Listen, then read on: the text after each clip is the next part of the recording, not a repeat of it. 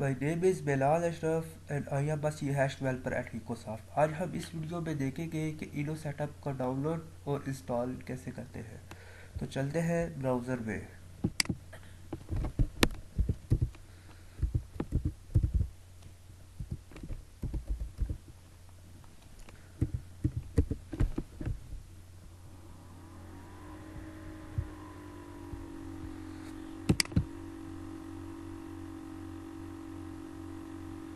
आप किसी भी लिंक से इसको डाउनलोड कर सकते हैं।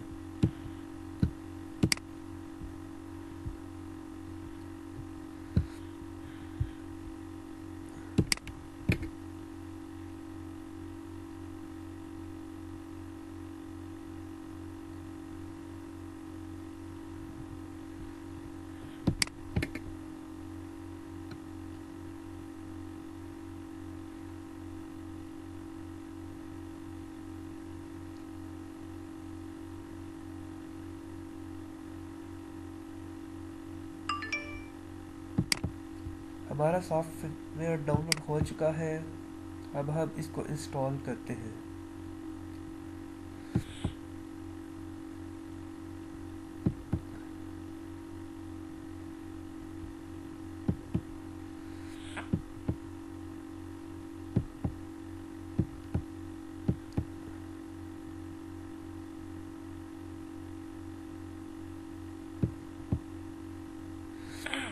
हमारा सॉफ्टवेयर इंस्टॉल हो चुका है।